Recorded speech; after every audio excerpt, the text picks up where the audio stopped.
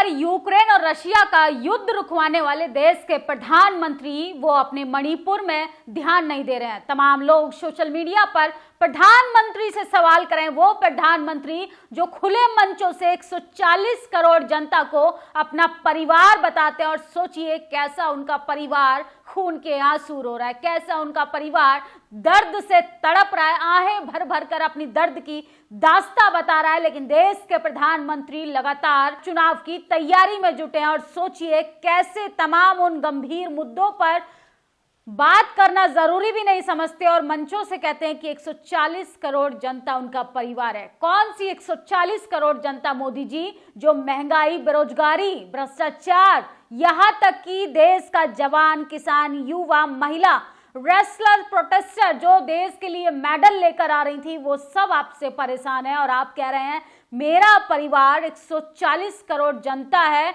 और मैं जनता के लिए ही दिन रात काम करता हूं। अपनी ईमानदारी का दिन रात पाठ पढ़ाने वाले देश के प्रधानमंत्री जी, जरा ये वीडियो का क्लिप अगर आप सुनेंगे तो आपका कलेजा फटकर बाहर आ जाएगा। शायद आपके अंदर अगर थोड़ी सी भी इंसानियत या मानवता बची है तो शायद आप इस दर्द को महसूस कर पाएंगे कि किस तरीके से 1 साल से भी ज्यादा का समय हो गया मणिपुर जल रहा है।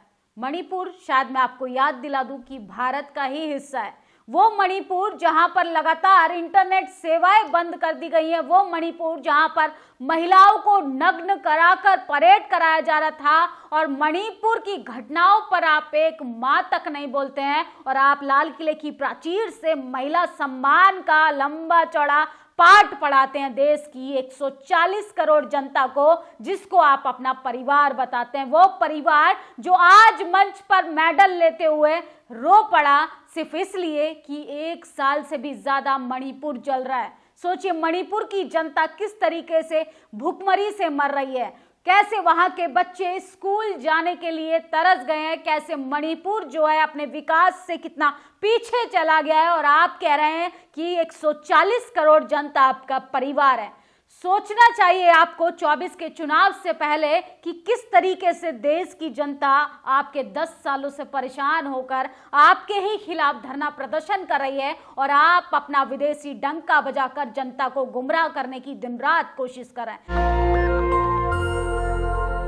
आखिर कब तक इवेंट मैनेजमेंट के आधार पे आप चुनाव की रणनीति बनाते रहेंगे? अगर 10 सालों में आपने जरा सा भी विकास किया होता तो आज इस तरीके से आपका परिवार का युवा, आपके परिवार का सदस्य इस तरीके से आज आंसू नहीं बहा रहा होता। सोचिए विदेशों में क्या डंका बज रहा है, विस्तार से पूरी खबर बताएंगे। लेकिन सोचिए देश के प्रधानमंत्री से किस तरीके की अपील की जा रही है कि उसी की जनता खून के आंसुओं के साथ प्रधानमंत्री से रो रो कर, बिलक बिलक कर गुहार लगा रही है कि देश के प्रधानमंत्री जी मणिपुर जल रहा है, पिछले 1 साल से जल रहा है। फोन पर यूक्रेन रशिया का युद्ध रुकवाने का दावा करने वाले प्रधानमंत्री को मणिपुर की ये आवाज जरूर सुननी चाहिए। आखिर कब तक मणिपुर चीखता रहेगा? मोदी जी, मणिपुर में हिंसा हो रही है, हर दिन लोग मर रहे हैं, लोग कैंप में रहने को मजबूर हैं, खाना नहीं मिल रहा है, बच्चों की पढ़ाई तक नहीं हो पा रही है। मोदी जी एक बार तो मणिपुर जाइए। ये बॉक्सर है मणिपुर के चुंगरेज कोरेन, किस तरीके से ये मेडल के साथ प्रधानमंत्री से गुहार लगा रहे हैं। ये वीडियो सोशल मीडिया पर तेजी से वायरल और आप इस वीडियो को सुनिए और महसूस कीजिए दर्द। सोचिए किस तरीके से अपील की जा रही है अपने ही देश में, अपने ही नागरिकों को, अपने ही प्रधानमंत्री को बुलाने के लिए, किस तरीके से आंसुओं की बौछारों के साथ प्रधानमंत्री से गुहार लगानी पड़ रही है। अपने देश के प्रधानमंत्री के आगे किस तरीके से गिड़गिड़ाना पड़ा। और देश के प्रधानमंत्री 2047 का विकसित भारत का सपना देख रहे हैं। क्या यही विकसित भारत है कि किस तरीके से देश का एक कोना 1 साल से भी ज्यादा का समय हो गया जल रहा है और आप वहां जाना जरूरी नहीं समझते। आप दिन रात 18-18 घंटे काम करने का दावा करते हैं। लेकिन सोचिए आप पिछले कई सालों से मणिपुर पर मां तक नहीं बोल पा रहे हैं, मणिपुर पर बात नहीं करना चाहते हैं, कोई प्रेस कॉन्फ्रेंस करना नहीं चाहते हैं, विपक्षी नेताओं को नहीं बोलने देना चाहते हैं। और जो कोई सवाल उठाता है सदन के अंदर तो उसकी सदस्यता को रद्द कर देते हैं, उसको सदन से उठाकर बाहर फेंक देते हैं। तो ये मोदी जी का विकास है। नेहा सिंह राठौर लिखती हैं कि मोदी जी, मणिपुर में हिंसा हो रही है, आखिर कब आप मणिपुर पर बोलिएगा? क्या यही है आपका विकास? इन जैसे देशद्रोहियों की गिरफ्तारी होनी चाहिए, ये ऐसा कैसे कह सकते हैं? पीएम मोदी रोज रूस यूक्रेन का झगड़ा सुलझाइए या मणिपुर जैसे छोटे मसले पे देखेंगे? और लोगों की इतनी समझ नहीं कि प्रधानमंत्री का काम चुनाव लड़ना है, ना कि मणिपुर जैसे बेकार मसलों में पड़ना। बेवकूफ। सोचिए, लोग लगातार तंज कर रहे हैं, प्रधानमंत्री की खिल्लियां उड़ा रहे हैं, प्रधानमंत्री के विकास की पोल पट्टी खुल गई है और 10 साल बेमिसाल का दावा करने वाली भारतीय जनता पार्टी कैसे अब पूरी दुनिया के सामने एक्सपोज हो चुकी है कि अपने ही नागरिकों को किस तरीके से बेबसी हालत में छोड़ दिया है, कैसे अपने ही देश के नागरिकों को रोने के लिए। सोचिए किस तरीके से हताश निराश हो गया देश का जवान, किसान, यहाँ तक कि देश का युवा रोजगार मांगने के लिए दिन रात प्रशासन की लाठियां खा रहा है। ये है मोदी जी का विकास। काश मणिपुर के लोग भी मेरा परिवार का हिस्सा होते। देश के प्रधानमंत्री खुले मंच से कह रहे थे कि 140 करोड़ जनता मेरा परिवार है। यहाँ तक कि कैबिनेट मंत्री स्मृति ईरानी भी मोदी का परिवार में अपने आप को शामिल करते हुए वो बिहार के पूर्व मुख्यमंत्री लालू यादव को चारा चोर कह रही थी। क्या वो जितनी शौक से, जितना तेजी से, जितना एनर्जी के साथ वो विपक्षी नेताओं पर बिफरती हैं, क्या वो मणिपुर जैसी घटना पर सरकार से गुहार लगाएंगी, सरकार से सवाल करेंगी कि आखिर मणिपुर पर प्रधानमंत्री की चुप्पी कब टूटेगी? आखिर मणिपुर पर टीवी अखबार में बैठे तमाम चाटुकार पत्रकार कब डिबेट कराना शुरू करेंगे? आखिर कब देश के प्रधानमंत्री प्रेस कॉन्फ्रेंस करेंगे? कब आकर उनके आंख में आंसू आएंगे? आखिर चुनाव जैसे जैसे आता है तो आप भावुक हो जाते हैं।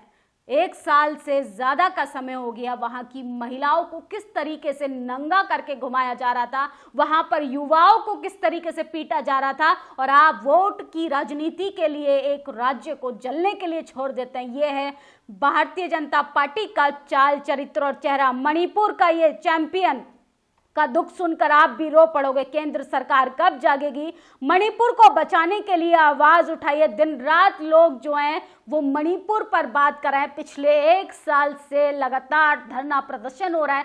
देश की राजधानी में किस तरीके से लोगों को धरना प्रदर्शन नहीं करने दिया जा रहा है। 4 लोग देश की राजधानी में इकट्ठा नहीं हो सकते हैं। आप अपना कानून का सहारा लेकर, प्रशासन का डर बिठाकर 144 धारा लगाकर लोगों को एकजुट नहीं होने दे रहे हैं। और सोचिए, देश की राजधानी के तमाम बॉर्डरों पर किसान किस तरीके से घेराबंदी कर वहां पे डिटेन कर रखा है।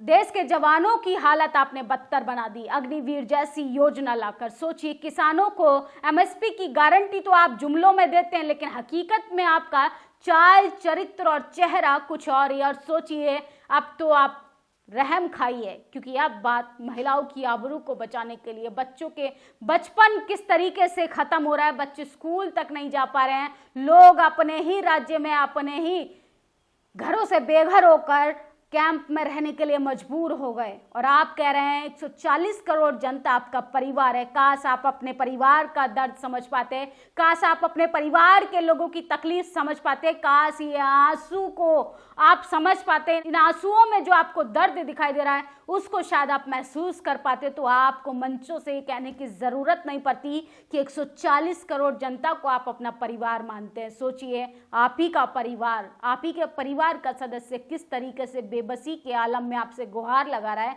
और आप देश की राजधानी में बैठकर विदेश का दौरा कर सकते हैं, लेकिन मणिपुर जाने के लिए आपके पास समय नहीं है।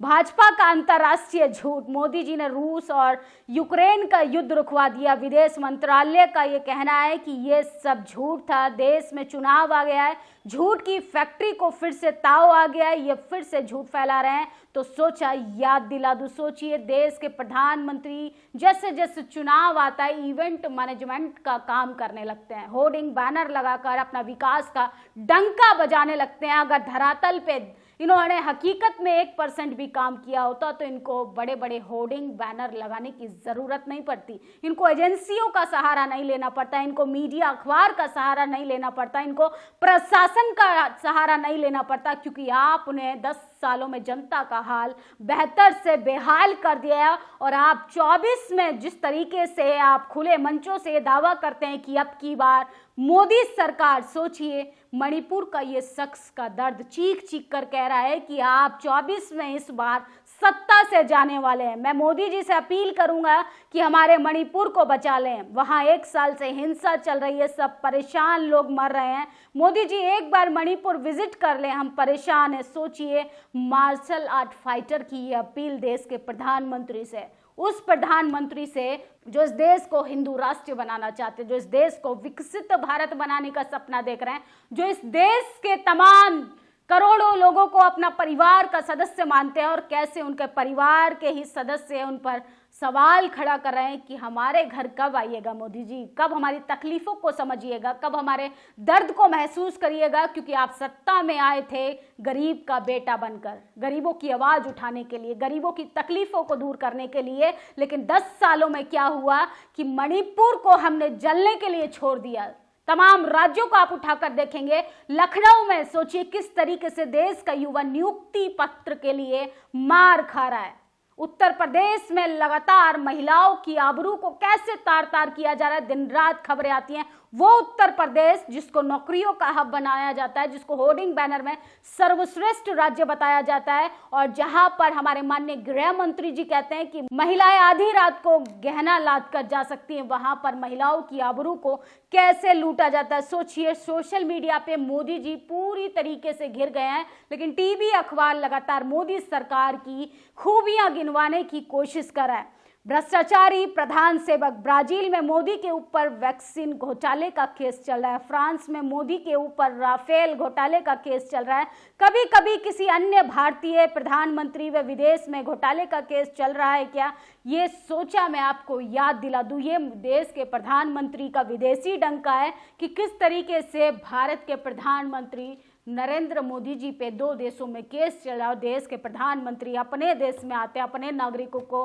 किस तरीके से लाचार बेबसी के साथ छोड़ देते हैं। और जब उनसे पूछा जाता है कि भई आपका 10 साल का विकास कहाँ है, तो वो भावुक होकर, रोकर, लोगों को इमोशनल कर कर कहते हैं कि 140 करोड़ जनता उनका परिवार है। काश मणिपुर के लोग भी उनका परिवार होते, काश वो बेटी भी उनकी परिवार की सदस्य होती, कि किस तरीके से उसको नंगा घुमाया जाता। काश हाथरस की बेटी भी आपकी बहन या बेटी होती, काश उन्नाव केस की बेटी भी आपकी बेटी होती, देश के प्रधानमंत्री नरेंद्र मोदी जी। लेकिन नहीं, आप सिर्फ चुनावी जुमले देते हैं, मंचों से सिर्फ झूठे वादे करते हैं। जैसे जैसे चुनाव नजदीक आएगा 140 करोड़ जनता आपका परिवार बन जाएगी। चुनाव जीतने के बाद आप तमाम राज्यों को भी मणिपुर जैसी हालत बनने के लिए छोड़ देंगे। सोचिए किस तरीके से मणिपुर की घटना आपको झकझोर देगी। जब आप ये वीडियो सोशल मीडिया पर जाके देखेंगे तो आपके रोंगटे खड़े हो जाएंगे। आप जब ये तकलीफ महसूस करेंगे तो आप सोचने पर मजबूर हो जाएंगे कि अब वाकई हम उस देश में बैठे हैं जहां पर करोड़ों रुपए खर्च कर कर राम प्राण प्रतिष्ठा की तैयारी करते हैं देश के प्रधानमंत्री। लेकिन सोचिए एक औरत को कैसे घुमाया जाता है। मणिपुर, देश के प्रधानमंत्री नरेंद्र मोदी जी ना मणिपुर पर बात करते हैं, ना महंगाई पर बात करते हैं, और जब उनसे सवाल पूछा जाता है तो विपक्षियों को डराने की कोशिश करते हैं, पत्रकारों को डराने की कोशिश करते हैं, प्रशासन का, सीबीआई का, ईडी का डर बिठाकर सबको खामोश करना चाहते हैं। जब उनसे उन्हीं के चिट्ठे खोले जाते हैं, उन्हीं से उन्हीं की वादों पर बात होती है, तो वो लगातार नज़रअंदाज कर देते हैं। इससे तो यही पता चलता है कि आपने 10 साल आपके बेमिसाल नहीं बल्कि 10 साल कितने बुरे रहे हैं। आप मणिपुर के लोगों को उनके पुराने दिन लौटा दीजिए मोदी जी। ये लोग कितने परेशान हैं, हताश हैं, निराश हैं, इन आंसुओं को एक बार ज़रूर महसूस कीजिएगा। इस वीडियो पर आपकी क्या प्रतिक्रिया है कमेंट बॉक्स में ज़रूर बताएं, और बताइएगा कि देश के प्रधानमंत्री का विकसित भारत कैसा है। मुझे तो उसमें आंसू दिखाई देते हैं, महिलाओं की लुटती हुई आबरू दिखाई देती है, किसानों की बेबसी दिखाई देती है, जवानों का निराशापन दिखाई देता है। आप किस तरीके से मोदी जी का विकसित भारत देखते हैं, आप भी जरूर बताइएगा। शुक्रिया। नेशनल दस्तक की आपसे गुजारिश है कि अगर इसको बचाना चाहते हैं तो नेशनल दस्तक को सब्सक्राइब करने के लिए रेड कलर के सब्सक्राइब बटन को दबाएं, फिर बेल आइकन की घंटी दबाएं, नेशनल दस्तक को बचाने के लिए बहुत जरूरी है कि हर खबर को शेयर करें, लाइक करें, कमेंट जरूर करें।